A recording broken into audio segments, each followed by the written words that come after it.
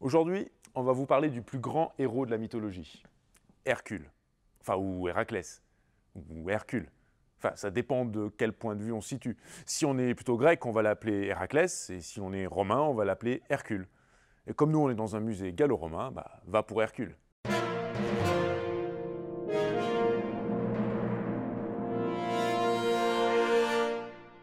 Ce bronze du IIIe siècle avant Jésus-Christ nous présente un Hercule vieillissant. Appuyé sur sa massue, sur sa peau de bête, ces deux attributs principaux.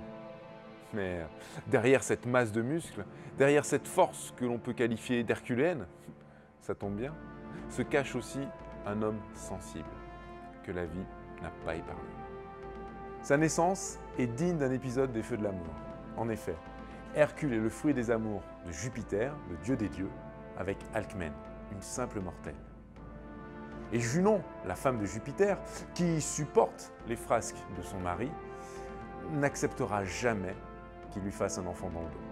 Et à partir de ce moment-là, Junon va tout faire pour se débarrasser du petit Hercule. À peine l'enfant est-il né que Junon glisse dans son berceau 2 serpents. Hercule, déjà très précoce pour son âge, les étrangle. Junon a compris que le gamin était plutôt coriace, que ça n'allait pas être facile pour s'en débarrasser. Hercule va grandir.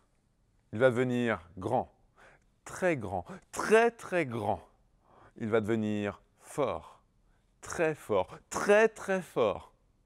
On ne peut pas dire que ça va être un homme de dialogue, non. Il a plutôt tendance à régler ses problèmes à coups de massue.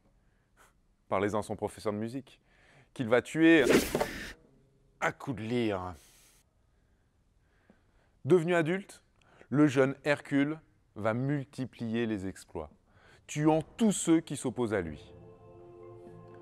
Junon s'était fait discrète, mais elle va profiter de cette force incontrôlée pour rendre fou Hercule, qui, dans un accès de rage, va tuer ses enfants et sa femme.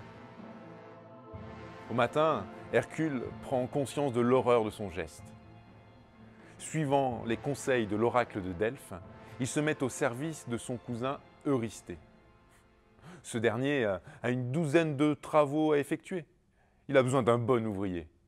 Et Hercule est le gars parfait pour ça.